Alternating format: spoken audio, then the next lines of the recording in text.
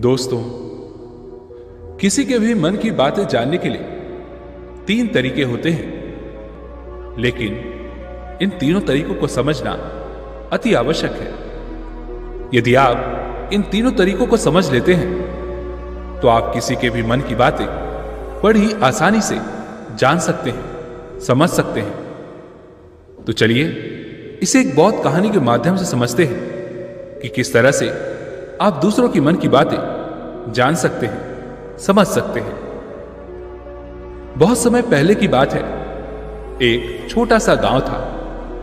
उस गांव में 2 भाई रहा करते थे।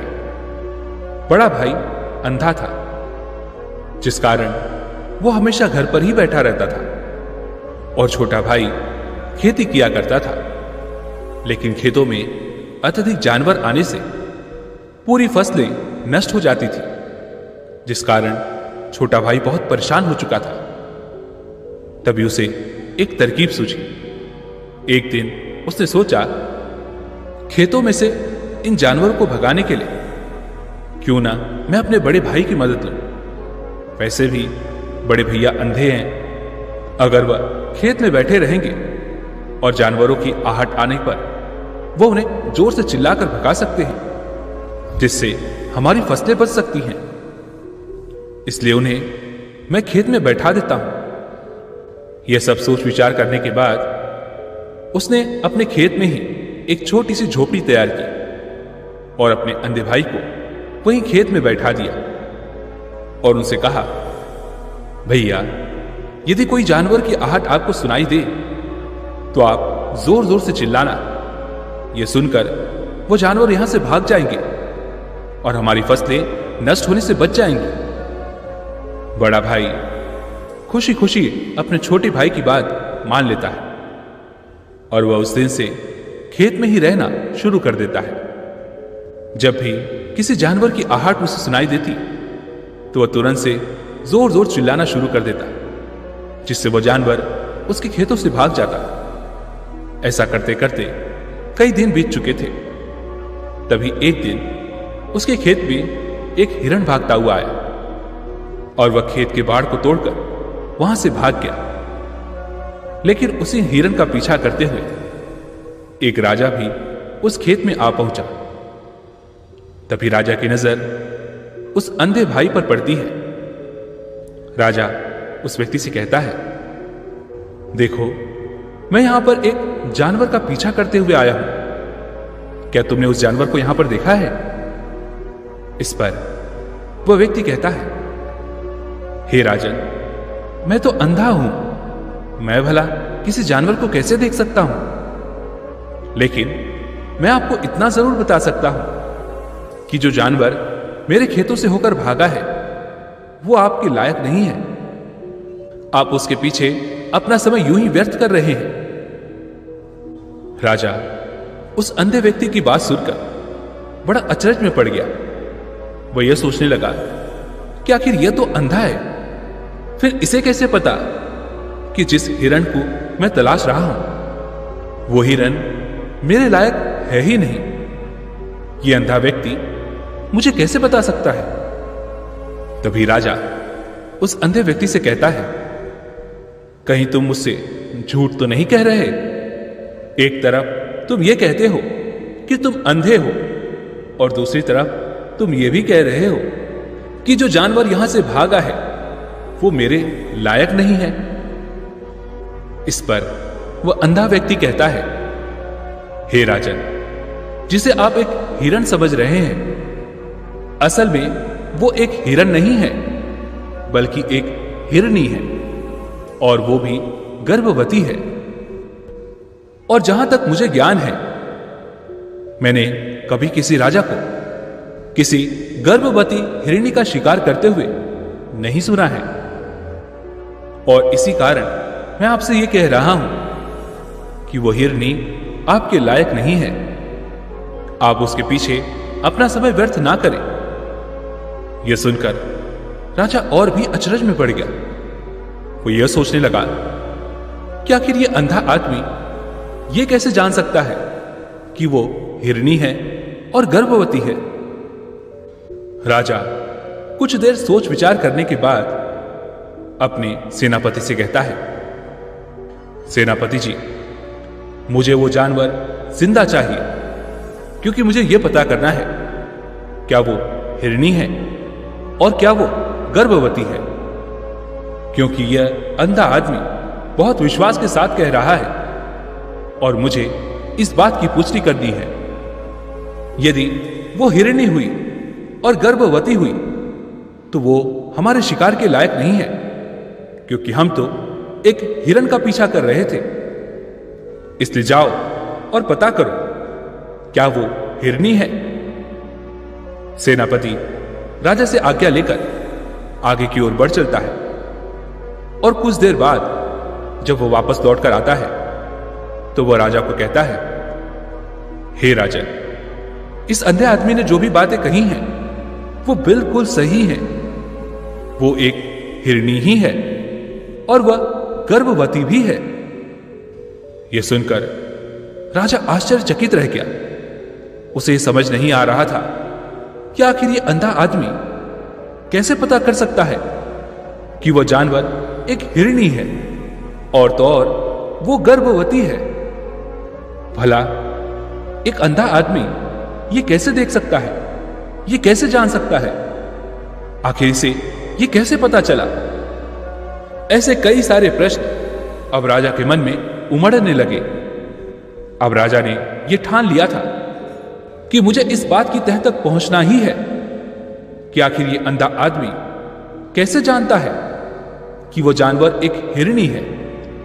यह सोचकर राजा उस अंधे आदमी के पास जाता है और उस अंधे आदमी से कहता है, देखो, मैं ये तो नहीं जानता कि तुम सचमुच अंधे हो या नहीं, लेकिन मैं तुमसे एक बात जानने आया हूं। क्या तुम मेरे प्रश्न का सही सही जवाब दोगे?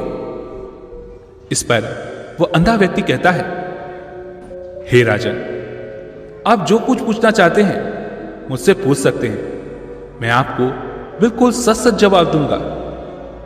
इस पर वह राजा कहता है, देखो, एक तो तुम कहते हो कि तुम अंधे हो और दूसरी तरफ तुमने यह बता दिया कि जिस जानवर का पीछा मैं कर रहा हूं वो एक हिरनी है और तो और वो गर्भवती भी है। आखिर तुम्हें यह कैसे पता चला? तुम्हारे खेत में और भी तो जानवर आते होंगे और भी तो जानवर यहां से गुजरते होंगे, फिर तुमने ये कैसे अंदाजा लगाया? तभी वह अंधा व्यक्ति राजा से कहता है, हे राजन, आप जिस हिरनी का पीछा कर रहे थे वह हिरनी जब मेरे खेत में आई, उसकी रफ्तार और उसके भागने की आहट से मुझे यह एहसास हो चुका था कि ये एक हिरनी है और मेरे खेत की जो बाड़ है वो बहुत छोटी है, उसकी ऊंचाई ज्यादा नहीं है। यदि कोई हिरण होता तो वो उस बाड़ को बड़ी आसानी से लांघ जाता, लेकिन वह हिरनी इस बाड़ को तोड़कर भागी है और यदि वो इस बाड़ को छलांग लगाकर पार करने का प्रयास करती तो इससे उसके बच्चे को खतरा होता। और इसी बात से मैंने यह पता लगा लिया कि वह गर्भवती है, जिस कारण वो ज्यादा ऊंची छलांग न लगाकर मेरे खेत की इस बाड़ को तोड़ते हुए भाग गई। इस पर राजा के मन में एक और प्रश्न उठा। राजा ने कहा, किंतु तुम्हें कैसे पता चला कि वह एक हिरनी ही है? और भी तो कोई जानवर यहां पर आ सकते हैं। इस पर वह अंधा व्यक्ति कहता है, हे राजन, मैं पूरा दिन सुबह शाम यहीं पर बैठा रहता हूं और मेरी सुनने की शक्ति बहुत तेज है। मैं यह भांप जाता हूं कि कौन सा जानवर मेरे खेत में आया है और उसी के आधार पर मैं जोर जोर से चिल्लाता हूं ताकि वो मेरे खेत से भाग जाए और मेरे खेत की फसलों को नष्ट ना कर पाए। राजा उस अंधे आदमी का यह जवाब सुनकर पूरी तरह से संतुष्ट हो चुका था। वह मन ही मन यह सोच रहा था कि यह आदमी भले ही अंधा हो, लेकिन यह तो बड़ा ज्ञानी मालूम पड़ता है। इस आदमी से कुछ न कुछ तो काम निकलवाना ही चाहिए। यह विचार लिए हुए राजा वहां से वापस अपने महल की ओर लौट जाता है। कुछ दिनों के बाद राजा अपने सेनापति को आदेश देता है कि जाओ और उस अंधे व्यक्ति को महल लेकर आओ। सेनापति अपनी राजा की आज्ञा का पालन करता है। वह तुरंत ही उस अंधे आदमी के पास पहुंचता है और उस अंधे आदमी को राजमहल चलने के लिए कहता है। वह अंधा व्यक्ति बड़ा चालाक था। वह यह समझ चुका था कि राजा जरूर मुझे कुछ न कुछ काम सौंपने वाले हैं और वह काम मुझे मुसीबत में डाल सकता है।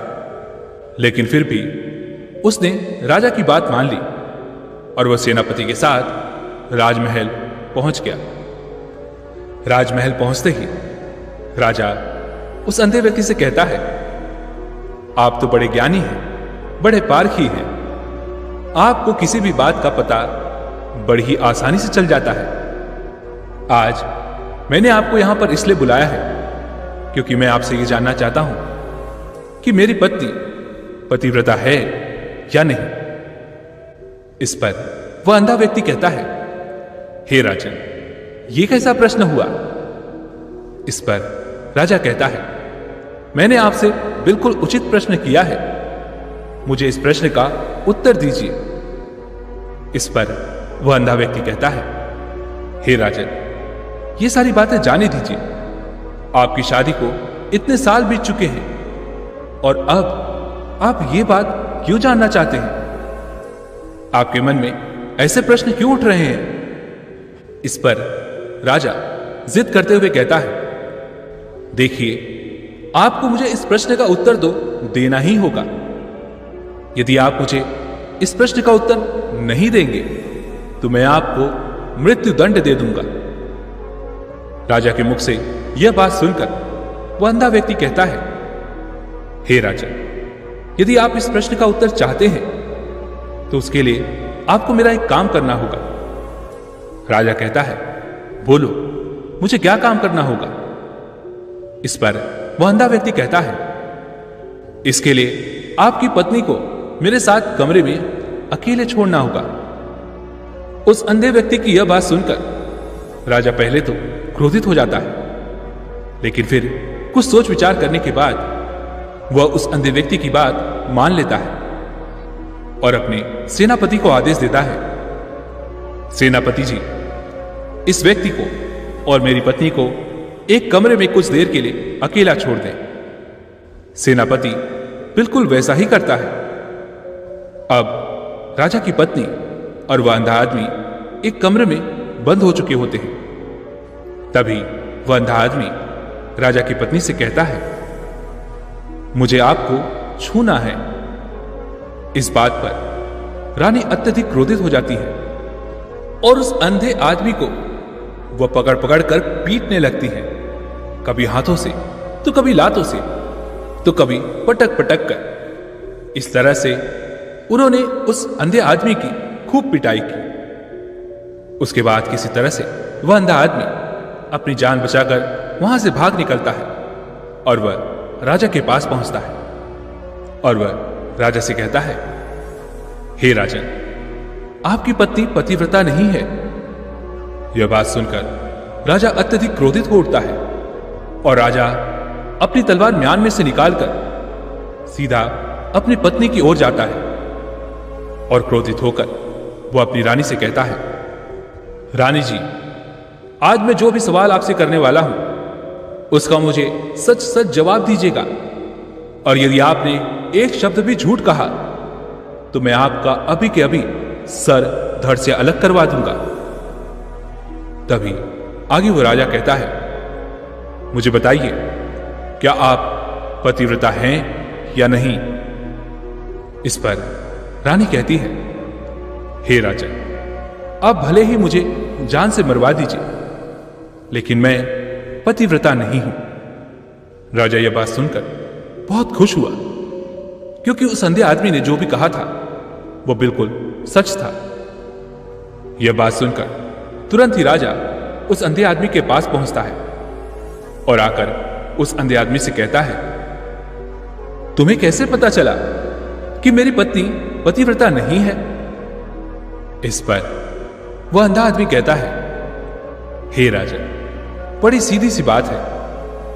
मैंने तो आपकी पत्नी से बस इतना ही कहा था कि मुझे आपको छूना है, और इस बात पर वो इतना क्रोधित हो उठी कि उन्होंने गुस्से में आकर मुझे लात घूंसों से पीटना शुरू कर दिया। और भला कोई औरत किसी और मर्द को कैसे छू सकती है? लेकिन उन्होंने तो ना आव देखा ना दाव, बस लात घूंसे मुझ पर बरसाने शुरू कर दिए। तो वो भी तो एक छूना ही हुआ। और एक पतिव्रता नारी कभी भी पराये मर्द को नहीं छूती। जब मैंने उनसे छूने के लिए कहा था तो वह उस वक्त मुझे मना कर सकती थी, लेकिन उन्होंने तो मुझे पीटना शुरू कर दिया, और देखते ही देखते उन्होंने मेरे पूरे शरीर को छू लिया। अब आप ही बताइए, ऐसी स्त्री भला पतिव्रता कैसे हो सकती है? इस पर वह राजा कहता है, तुम तो बड़े ज्ञानी मालूम पड़ते हो। अच्छा ठीक है, चलो तुम मेरे एक प्रश्न का और जवाब दो। यदि तुमने मुझे इस प्रश्न का सही सही जवाब दे दिया तो मैं तुम्हें यहां से जाने दूंगा। आगे राजा उस अंधे आदमी से कहता है कि तुम मुझे यह बताओ, क्या मैं सच में अपने पिताजी का ही बेटा हूं या फिर किसी और का? इस पर वह अंधा आदमी कहता है, हे राजा, इस बात से आपका क्या लेना देना? आप किसी की भी औलाद हो, आखिर आप हैं तो इस राज्य के राजा, इसलिए इस प्रश्न को जाने दीजिए। लेकिन वह राजा कहता है, नहीं नहीं, मुझे इस प्रश्न का सही सही जवाब चाहिए, अन्यथा यह प्रश्न मुझे हमेशा परेशान करता रहेगा। इसलिए मैं इसका सही सही जवाब जानना चाहता हूं। यदि तुम इसका सही सही जवाब दे देते हो तो तुम यहां से जा सकते हो, मैं तुम्हें नहीं रोकूंगा। इस पर वह अंधा आदमी कहता है, हे राजा, इसके लिए तो मुझे आपके मां के पास भी जाने की कोई आवश्यकता नहीं है। मैं आपको अभी के अभी ये बता सकता हूं कि आप किसकी औलाद है। लेकिन उससे पहले मैं चाहता हूं कि आप मुझसे एक वादा करें कि आप मुझ पर क्रोध नहीं करेंगे। राजा ने कहा, मैं तुमसे वादा करता हूं, मैं तुम पर क्रोध नहीं करूंगा। उसके बाद वह अंधा आदमी राजा से कहता है, हे राजन, आप हैं तो अपने ही पिता के पुत्र, लेकिन आप पर एक कंजूस सेठ की छाया पड़ी हुई है। यह सुन राजा बहुत क्रोधित हो उठा और वह तुरंत तलवार निकालकर अपनी मां के पास जा पहुंचा।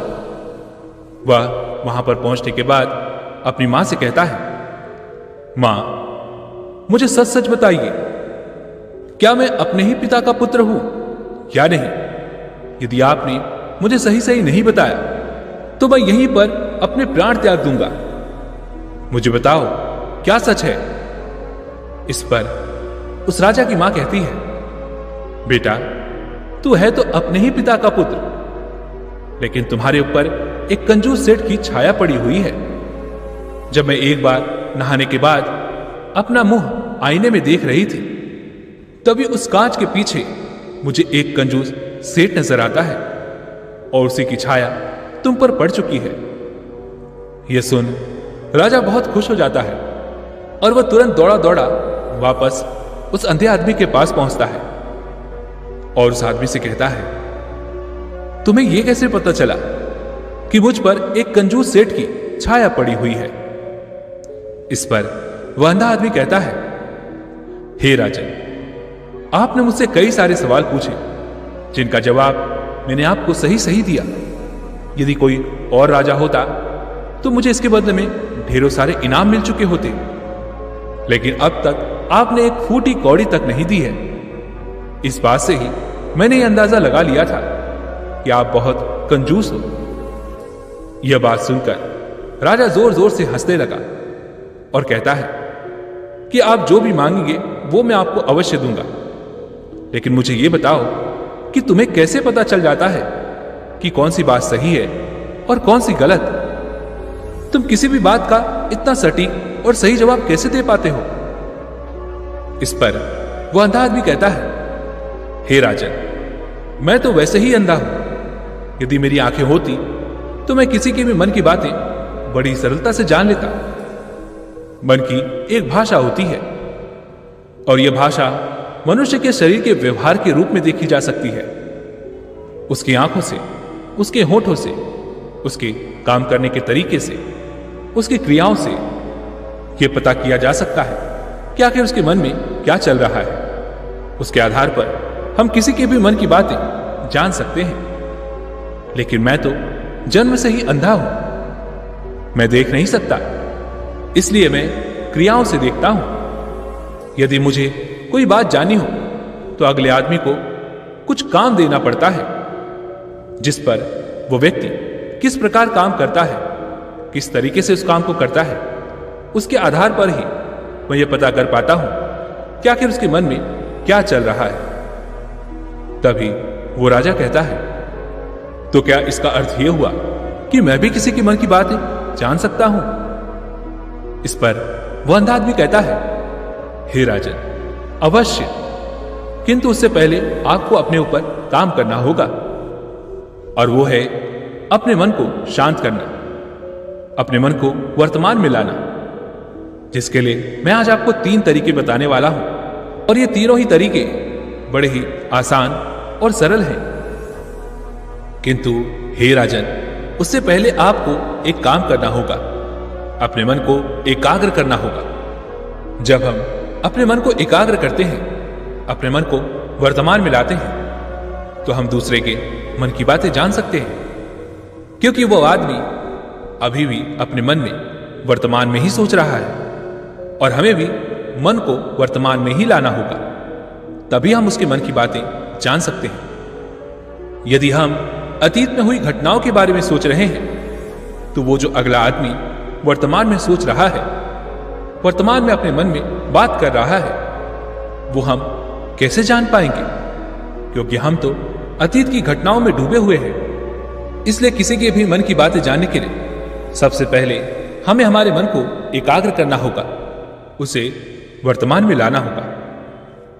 आगे वह अंधा व्यक्ति राजा से कहता है, हे राजन, जो 3 तरीके मैं आपको बताने वाला हूं, इन 3 तरीकों से आप बड़ी आसानी से किसी के भी मन की बातें जान सकते हैं। उसके बाद वह अंधा आदमी राजा से कहता है, हे राजन, जो सबसे पहला तरीका है वह है आंखों पर ध्यान देना। किसी व्यक्ति से बात करते वक्त उसकी आंखों में देखना, उसकी आंखों पर ध्यान देना, जो सबसे ज्यादा जरूरी है, क्योंकि आंखें बोलती नहीं पर बहुत कुछ कह जाती हैं। यदि हम किसी व्यक्ति की आंखों के इशारों को समझना सीख जाएं, तो हम यह जान पाएंगे कि व्यक्ति के दिमाग में क्या चल रहा है, वह क्या सोच रहा है और अभी वो क्या करने वाला है। मेरे पास आंखें नहीं हैं, लेकिन मैंने अपने गुरु से यह विद्या सीखी है, क्योंकि बहुत सालों पहले मेरे पास आंखें थी और मैं उस वक्त लोगों के मन की बातें केवल उनकी आंखों से ही जान लेता था। इसलिए यदि आप भी दूसरों की मन की बातें जानना चाहते हैं, तो आपको भी उनकी आंखों पर गौर करना चाहिए, जैसे कि उनका आकार कैसा है, वो कब, कहां और किधर देख रहे हैं। यदि उसकी आंखें यहां वहां घूम रही हैं, जब आप उससे बातें कर रहे हैं, तो वह आंखों को इधर उधर मोड़ रहा है, कभी ऊपर तो कभी नीचे या कभी आसपास, या फिर उसकी आंखें खुश नजर आ रही हैं, या फिर आंखें निराश नजर आ रही हैं। जैसे कि एक चोर होता है, उसकी आंखों में जब हम देखते हैं तो हमें यह पता चलता है कि अगले आदमी ने कोई गलती की है। ठीक उसी प्रकार जब हम किसी चालाक व्यक्ति की आंखों में देखते हैं, तो आपको पता चलेगा कि उसकी आंखों में एक भाषा होती है, एक बहुत ही सीधा और आसान तरीका होता है। यदि आपको यह पता लगाना है कि सामने वाला व्यक्ति आपसे झूठ कह रहा है या फिर सही, तो आपको उसकी आंखों पर ध्यान देना अति आवश्यक है। यदि आपसे बात करते वक्त वह व्यक्ति अपनी आंखें यहां वहां घुमा रहा है, ऊपर नीचे, इधर उधर, दाएं बाएं, हर जगह देख रहा है, तो इसका अर्थ यह हुआ कि वह उस बात से निकलने का कोई रास्ता ढूंढ रहा है, वह कोई झूठ बना रहा है। यदि सामने वाला व्यक्ति आपसे कुछ झूठ कहने का प्रयास कर रहा है, तो वो आपसे नजर नहीं मिलाएगा। वो यहां वहां देखेगा, ऊपर नीचे देखेगा, लेकिन वह आपकी आंखों में आंखें डालकर कभी नहीं देख पाएगा, क्योंकि उसे डर है कि यदि उसने आपकी आंखों में आंखें डालकर देखी तो उसका झूठ पकड़ा जाएगा और लोगों को सच्चाई का पता चल जाएगा।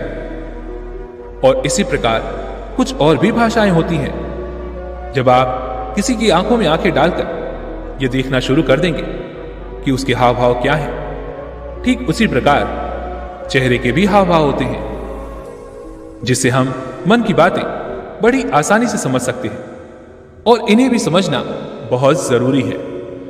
कभी कभी कोई व्यक्ति अपने चेहरे से, जैसे आंख, होंठ और बहुत से कुछ अलग अलग व्यवहार करता है। यदि आप किसी व्यक्ति के चेहरे में गौर करेंगे तो आप आसानी से समझ पाएंगे कि वह व्यक्ति निराश है, या वह व्यक्ति बहुत उदास है, या फिर वह बहुत खुश है, या फिर उसे कोई बहुत बड़ा दुख है। वो अपने अंदर क्या महसूस कर रहा है, ये सारी बातें हम उसके चेहरे के हाव भाव से पता कर सकते हैं। फिर चाहे इंसान जुबान से कुछ बोले या ना बोले, लेकिन आप उसके चेहरे से सब कुछ पता कर सकते हैं।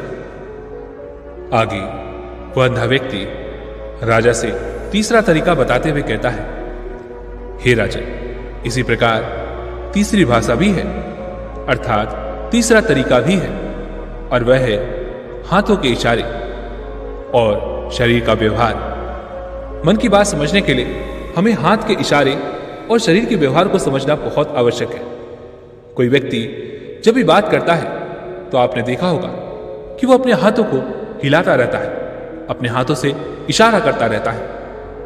वो बातों के साथ साथ अपना शरीर का जो व्यवहार है, अर्थात बॉडी लैंग्वेज, उसका भी पूरा उपयोग करता है, जिससे हमें यह पता चल पाता है कि वो व्यक्ति हमारी बातों पर कितना ध्यान दे रहा है और उसके मन में क्या चल रहा है। शरीर के व्यवहार को देखने के लिए उसके हाथ मटकाने, शरीर मटकाने और चेहरे पर बार बार हाथ लाने, हाथों का एक दूसरे से मसलना, ऐसी बहुत सी क्रियाएं होती हैं। उस पर हमें ध्यान देना अति आवश्यक है।